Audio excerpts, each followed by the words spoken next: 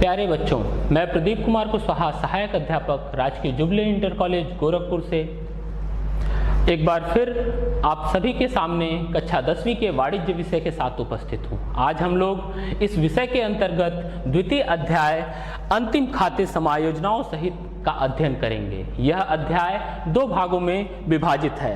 भाग 1 के अंतर्गत हम यह जानेंगे कि समायोजना क्या है, इसके क्या उद्देश्य हैं और कुछ प्रमुख समायोजनाएं जैसे अंतिम रहतिया, अदत्त व्यय, पूर्वदत्त व्यय, उपार्जित आय, अनुपार्जित आय, इनके परिचय जानेंगे, इनके क्या प्रभाव होते हैं और इनका लेखा कैसे करते हैं, इनके बारे में भी जानेंगे। भाग 2 में हम जानेंगे कुछ अन्य प्रमुख समायोजनाओं के बारे में। तो आइए सबसे पहले यह जानते हैं कि पिछली वीडियो क्लास में हमने क्या सीखा था। हमने सीखा था कि अंतिम खाते 3 भागों में विभाजित होते हैं, जिनमें पहला है आपका व्यापार खाता, जिससे हमें सकल लाभ या हानि पता चलती है। दूसरा है लाभ हानि खाता, जिससे हमें शुद्ध लाभ या हानि पता चलती है। और आर्थिक चिट्ठा, जिसमें संपत्ति और दायित्व पक्ष होते हैं और जिनके योग बराबर होते हैं। पिछली वीडियो क्लास में मैंने आपको एक गृह कार्य भी दिया था जो इस प्रकार है, और आशा करता हूं कि यह आप लोगों ने अवश्य हल किया होगा। इसको एक बार हम लोग देख लेते हैं और उसके बाद से आज की क्लास शुरू करेंगे।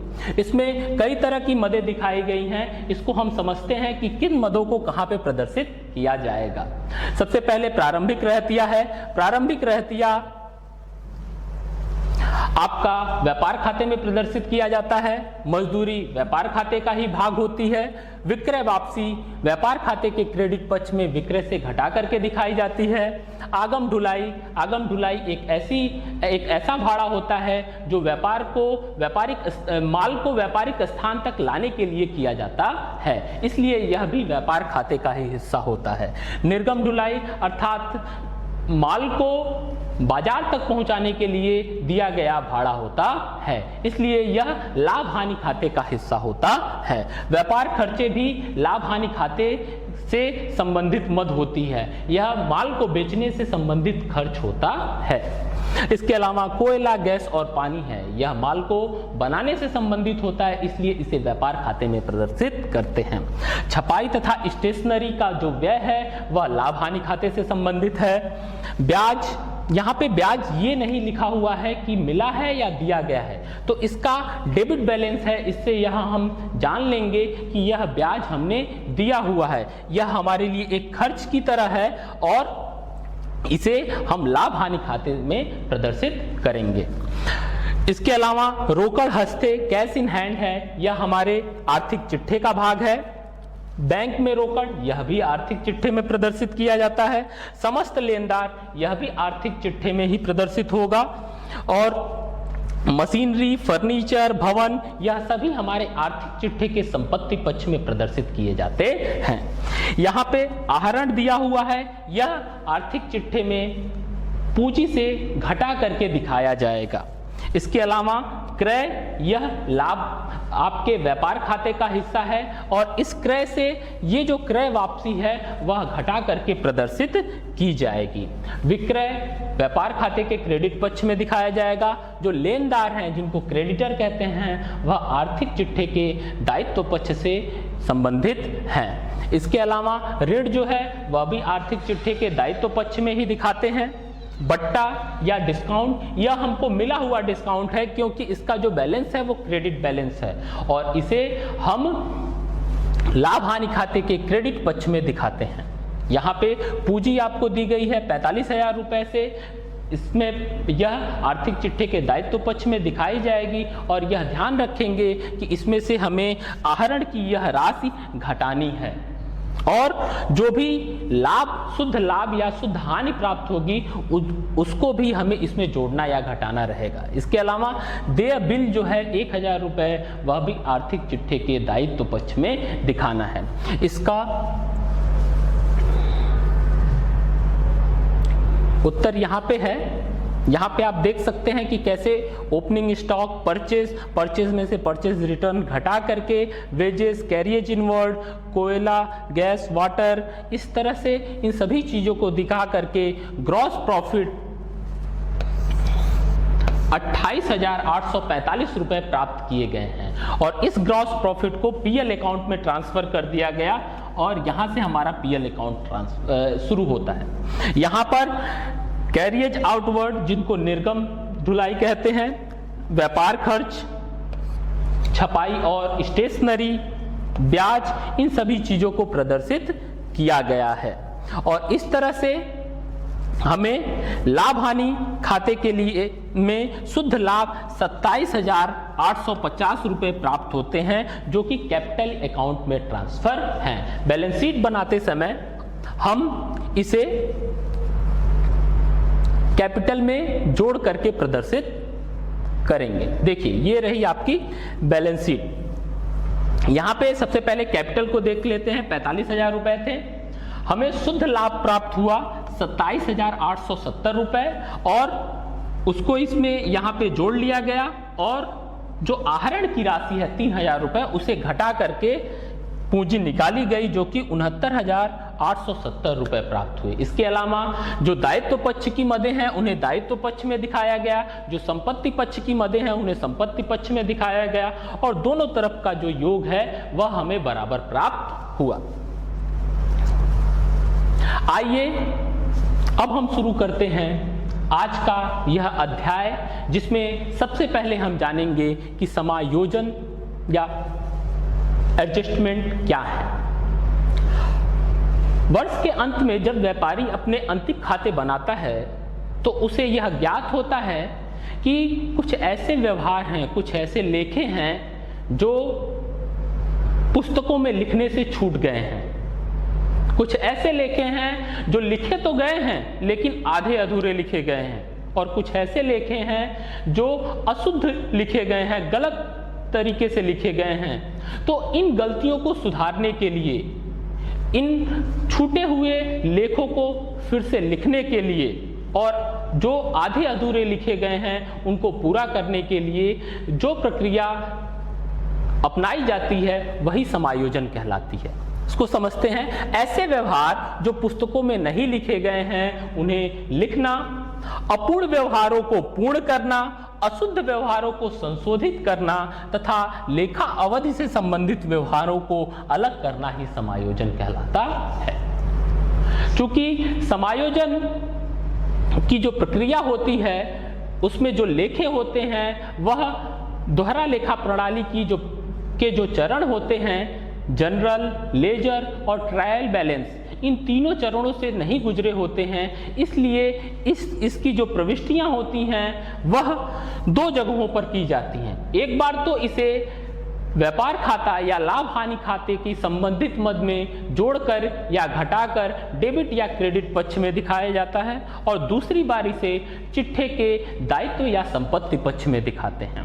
तो यहाँ पर हम कुछ प्रमुख समायोजनाओं के बारे में पढ़ेंगे और उसे पढ़ने से पहले हम जानते हैं कि समायोजनाओं को लाने का उद्देश्य क्या है। तो समायोजनाओं को लाने का सबसे प्रमुख उद्देश्य है कि ऐसे लेखे जिनको पुस्तकों में नहीं लिखा गया है उन्हें पहले लिख लिया जाए। कुछ जो त्रुटियां रह गई हैं, आधे अधूरे लेन देन हैं, उनको पूरा किया जाए। कुछ लेखे जो छूट गए हैं उन्हें लिख लिया जाए। कुछ अशुद्धियां हैं जिनको दूर कर लिया जाए तथा इस अवधि के सभी व्ययों को इसमें शामिल किया जाए और इस अवधि के जितनी भी आय है उसको इसमें शामिल कर लिया जाए। इसके अलावा कई बार हम वर्ष के अंत में कुछ प्रावधान करते हैं, उनको भी हम अपने लाभ हानि खाते में या अंतिम खातों में सम्मिलित कर लें। इसके लिए ये समायोजनाएं की जाती हैं। तो हम यहाँ देखते हैं कि कुछ प्रमुख समायोजनाएं कौन कौन सी हैं और उनका लेखा हम कैसे करेंगे। यहाँ पर आपको कुल 10 समायोजनाओं के बारे में लिखा गया है, जिसमें से प्रथम 5 का अध्ययन हम इस भाग में करेंगे। आइए जानते हैं सबसे पहली समायोजना अंतिम रहतिया। अंतिम रहतिया एक ऐसा माल होता है जो साल के अंत में बिकने से रह जाता है और इस बात का पता हमें वर्ष के अंत में ही चलता है, अर्थात उसका लेखा पुस्तकों में अभी तक नहीं हुआ है। आपने अभी तक जितने भी प्रश्न देखे होंगे उसमें अंतिम रहतिया नीचे अलग से दिखाता है। वह ऐसा इसलिए है क्योंकि वह समायोजना का हिस्सा होता है। तो ऐसी स्थिति में जो अंतिम रहतिया होता है उसका जो मूल्यांकन किया जाता है वह लागत मूल्य और बाजार मूल्य में से जो भी कम होता है उसी मूल्य पर किया जाता है। यह बहुत अधिक महत्वपूर्ण इसलिए भी है क्योंकि परीक्षाओं के बहुविकल्पीय प्रश्नों में यह प्रश्न पूछ लिया जाता है। अब इसको समझते हैं कि इसका लेखा कैसे करते हैं।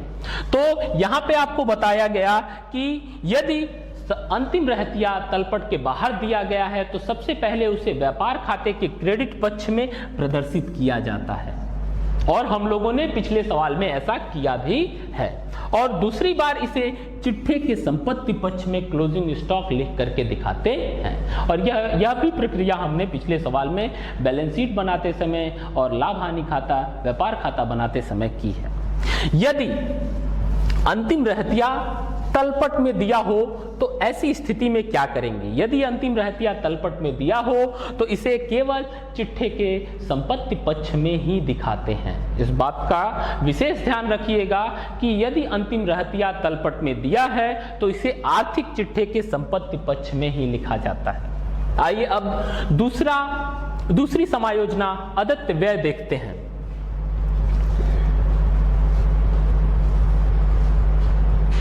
अदत्त व्यय ऐसे व्यय होते हैं जिनका लाभ तो हमने ले लिया परंतु उसका भुगतान नहीं किया। अर्थात मान लीजिए कि इस वर्ष हमने 12 महीने का किराया देना था। हम 12 महीने तक अपना कार्यालय किसी भवन में चलाए और उसका किराया हमें भुगतान करना है, लेकिन अभी तक हमने केवल 10 महीने का किराया भुगतान किया। तो जो 2 महीने का किराया जिसे हमने नहीं दिया उसका लाभ तो हमने ले लिया, लेकिन उस 2 महीने का किराया हमने नहीं दिया, वह एक व्यय है, वही अदत्त व्यय कहलाता है।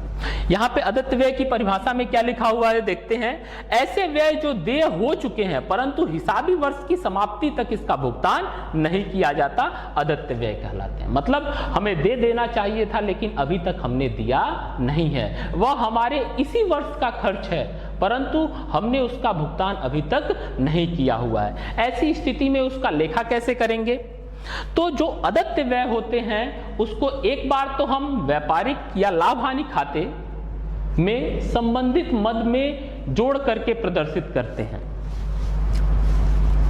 व्यापारिक या लाभ हानि खाते के ऋणी पक्ष में संबंधित व्यय से जोड़ करके करते हैं। ऐसा क्यों करते हैं?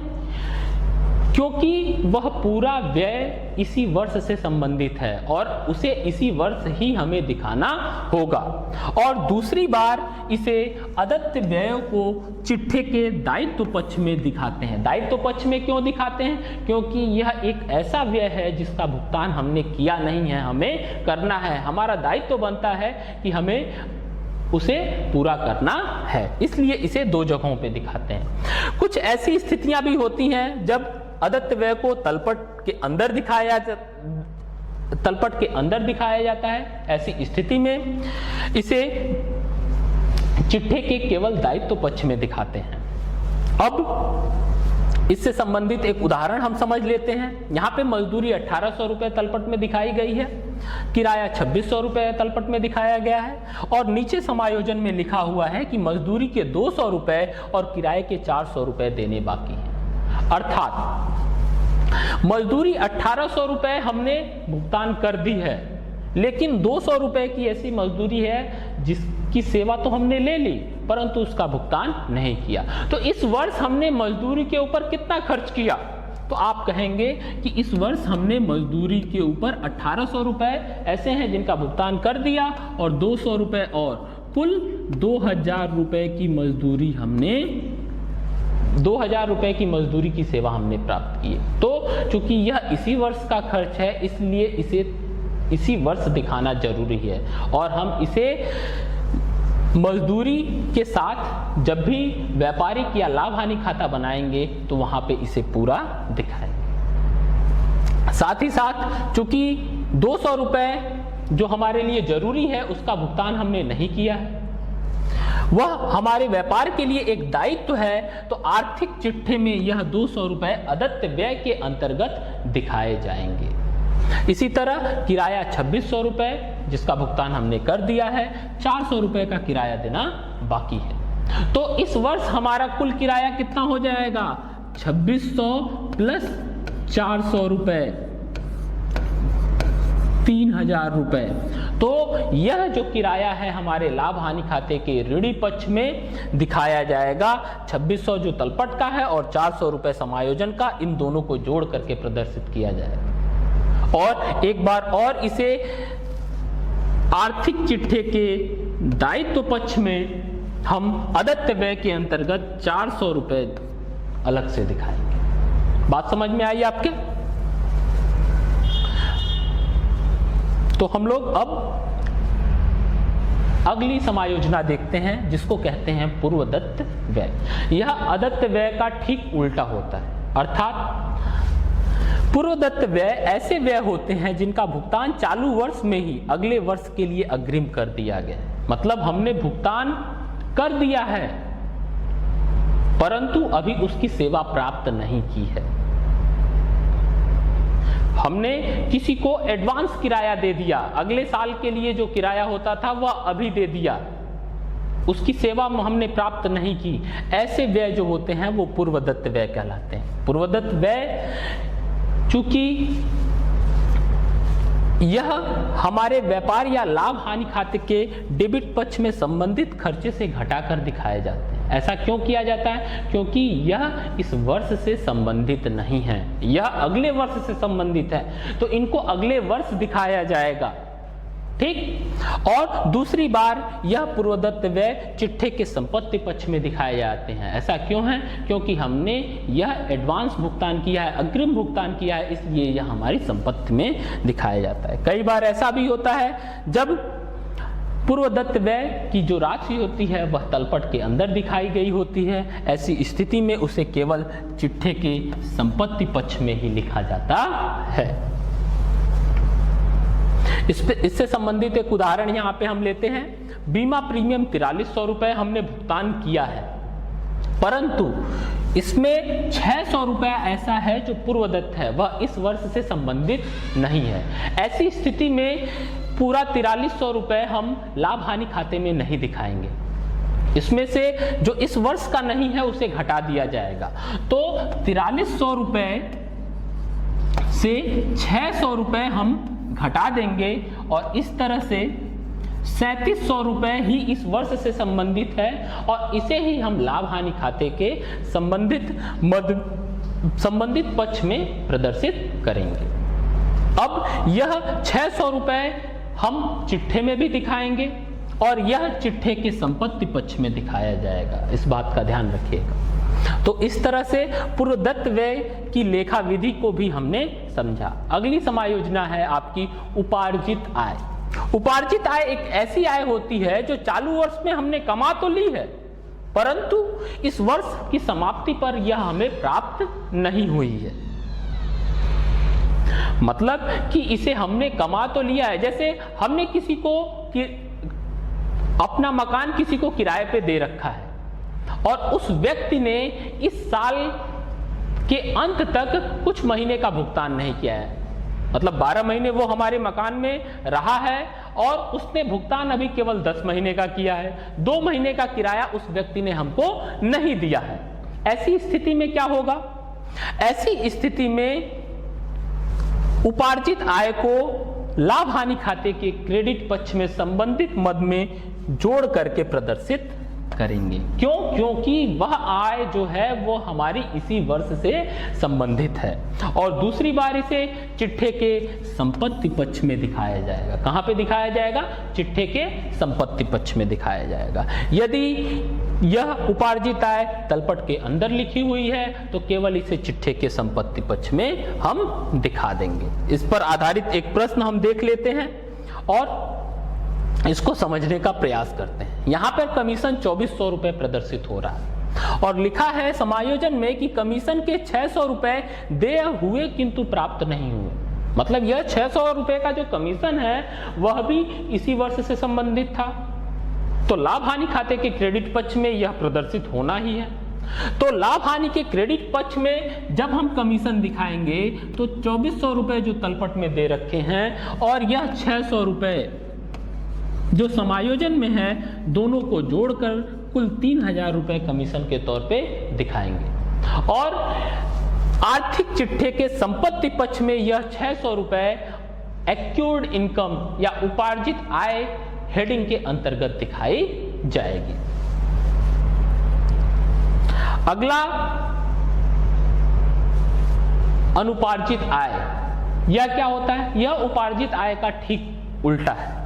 अनुपार्जित आय एक ऐसी आय होती है जो चालू वर्ष में प्राप्त हुई है परंतु अभी कमाई नहीं गई है, अर्थात ऐसी आय जो चालू वर्ष में प्राप्त हो चुकी है परंतु इस वर्ष से संबंधित न होकर के आगामी वर्ष से संबंधित है। अर्थात हमने किसी को अपना मकान किराए पे दिया हुआ है, उसने 12 महीने की किराए की जगह 14 महीने का किराया हमें दे दिया, तो इस वर्ष तो हमें केवल 12 महीने का ही किराया चाहिए था, तो 2 वर्ष का जो अग्रिम भुगतान उसने कर दिया है वह हमारे इस वर्ष से संबंधित नहीं है, तो वो 2 महीने का जो किराया है वह हमारी अनुपार्जित आय कहलाती है।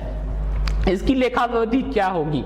अनुपार्जित आय को एक बार लाभ हानि खाते के क्रेडिट पक्ष में संबंधित मद से घटाकर दिखा देते हैं। ऐसा क्यों होता है? ऐसा इसलिए होता है क्योंकि वह आय हमारी इस वर्ष से संबंधित नहीं है। संबंधित आय से लाभ हानि खाते के क्रेडिट पक्ष में संबंधित आय से घटा दिया जाता है और दूसरी बार इसे चिट्ठे के दायित्व पक्ष में दिखाते हैं। स्पष्ट है आपको? और यदि अनुपार्जित आय तलपट के अंदर दी गई है तो चिट्ठे के दायित्व पक्ष में दिखा देंगे।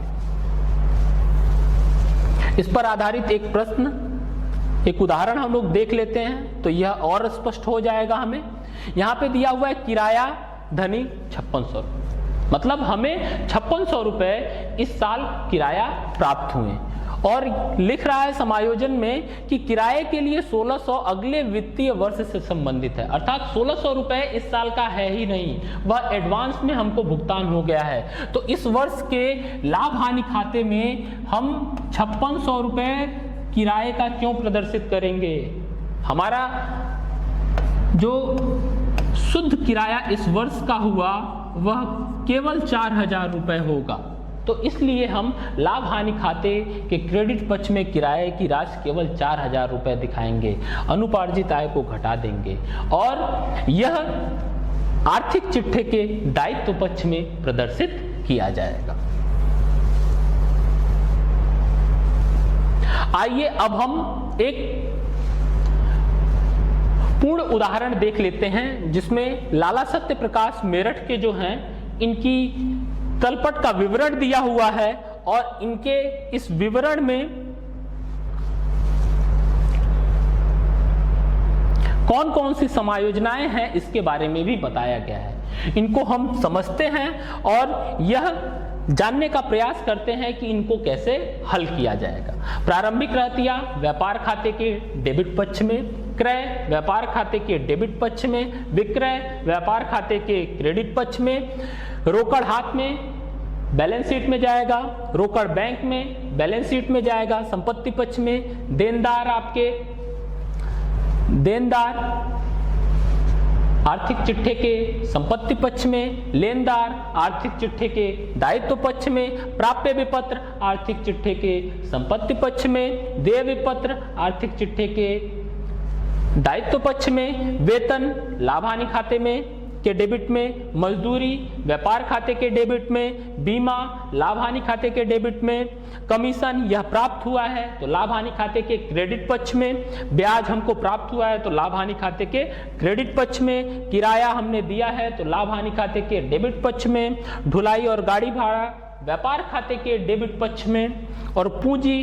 हमारे आर्थिक चिट्ठे के दायित्व पक्ष में दिखाई जाएगी। अब यहाँ पे हम संबंधित समायोजनाओं को भी देख लें। 31 मार्च 2018 को अंतिम रहतिये का मूल्यांकन 20,100 आंका गया। इसकी एंट्री कहां पे होगी? व्यापार खाते के क्रेडिट पक्ष में एक बार और चिट्ठे के संपत्ति पक्ष में दूसरी बार की जाएगी। दोनों स्थितियां आपको स्पष्ट हो गई। दूसरा है वेतन के 600 रुपए तथा मजदूरी के 400 रुपए देना शेष है, अर्थात यह अदत्त व्यय है। अदत्त व्यय में क्या होगा, वेतन को जब हम प्रदर्शित करेंगे 3900 रुपए से, तो उसमें 600 रुपए और जोड़ लेंगे, तो इस तरह से कुल वेतन 4500 हम लाभ हानि खाते के डेबिट पक्ष में दिखाएंगे। मजदूरी 400 रुपए, मजदूरी को जब हम व्यापार खाते के डेबिट पक्ष में दिखाएंगे तो 2400 रुपए और 400 रुपए 2800 रुपए की मजदूरी हम व्यापार खाते के डेबिट पक्ष में प्रदर्शित करेंगे। और आर्थिक चिट्ठे के दायित्व पक्ष में अदत्त व्यय के अंतर्गत 600 और 400 कुल 1000 रुपए की राशि दिखाई जाएगी। बीमा 400 रुपए पूर्वदत्त है, बीमा को जब भी प्रदर्शित किया जाएगा 2800 रुपए की बीमा की जो राशि है उसको प्रदर्शित करते समय उसमें से 400 रुपए घटा देंगे क्योंकि वह इस वर्ष से संबंधित नहीं है, और 400 रुपए आपके आर्थिक चिट्ठे के संपत्ति पक्ष में पूर्वदत्त व्यय के अंतर्गत दिखाया जाएगा। कमीशन की 700 रुपए की जो राशि है वो उपार्जित हो गई है, ठीक, अर्थात हमने कमा तो ली है परंतु हमें प्राप्त नहीं है। ऐसी स्थिति में यह 700 रुपए संबंधित मद में जोड़ करके, कमीशन की संबंधित मद में जोड़ करके दिखाई जाएगी। 2800 रुपए और 700 रुपए और जोड़ करके हम इसको प्रदर्शित करेंगे और आर्थिक चिट्ठे के संपत्ति पक्ष में दिखाएंगे। अनुपार्जित जो आय है जो 280 रुपए है, इसको हम ब्याज की राशि से घटा करके दिखाएंगे और आर्थिक चिट्ठे के दायित्व पक्ष में प्रदर्शित करेंगे। यह देखिए यहाँ पे जैसा कि अंतिम रहतिया को यहाँ पे दिखाया गया है आपको एक जगह। दूसरा है आपका वेतन 600 रुपए अदत्त व्यय है, तो वेतन को अदत्त व्यय 600 रुपए जोड़ करके 4500 रुपए प्रदर्शित किए गए हैं। आपका मजदूरी 400 रुपए है, अदत्त है, वो भी यहाँ पे जोड़ करके प्रदर्शित किया गया है। बीमा 400 रुपए पूर्वदत्त है, इसलिए बीमा की राशि से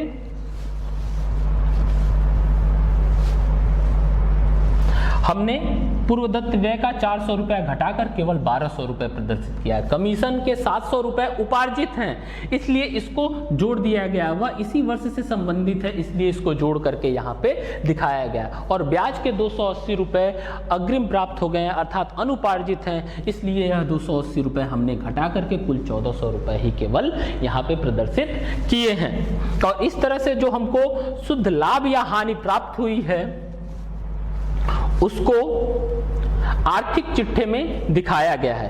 अब आर्थिक चिट्ठे में इनका फिर से लेखा, अदत्त व्यय 600 और एक अदत्त व्यय आपकी मजदूरी की 400 थी, तो इन दोनों को जोड़ करके यहाँ पे 1000 दिखाया। अनुपार्जित ब्याज जो था 280 रुपए यहाँ पे प्रदर्शित किया गया है। उपार्जित ब्याज 700 रुपए का संपत्ति पक्ष में दिखाया गया है। पूर्वदत्त जो था व्यय, पूर्वदत्त बीमा का 400 रुपए भी दिखाया गया। इस तरह से हम अपने आर्थिक चिट्ठों को तैयार करते हैं। तो आइए इस वीडियो के अंत में हम ये जानते हैं कि आज हमने क्या पढ़ा। आज हमने जाना कि समायोजना क्या है, इसके क्या उद्देश्य होते हैं, इसमें अंतिम रहतिया का लेखा कैसे करते हैं, अदत्त व्ययों का लेखा कैसे करते हैं, पूर्वदत्त व्यय क्या होते हैं, उपार्जित आय और अनुपार्जित आय का लेखा कैसे करते हैं। यहाँ पे हम लोगों ने यह भी सीखा कि जितनी भी समायोजनाएं होती हैं उनकी प्रविष्टियां 2 जगहों पे की जाती हैं। एक बार तो वह लाभ हानि खाते की संबंधित मद को प्रभावित करती हैं और दूसरी बार वह आर्थिक चिट्ठे के दायित्व या संपत्ति पक्ष में प्रदर्शित होती हैं। तो बच्चों यह आपके लिए गृह कार्य होगा जिसमें अदत्त व्यय और पूर्वदत्त व्यय में क्या अंतर होते हैं इसके बारे में आपको बताना होगा। उपार्जित आय और अनुपार्जित आय में क्या अंतर होता है इसके बारे में बताना होगा। कुछ प्रमुख जो समायोजनाएं हैं उसको हम अगले भाग में पढ़ेंगे और संबंधित गृह कार्य के बारे में भी जानेंगे। धन्यवाद।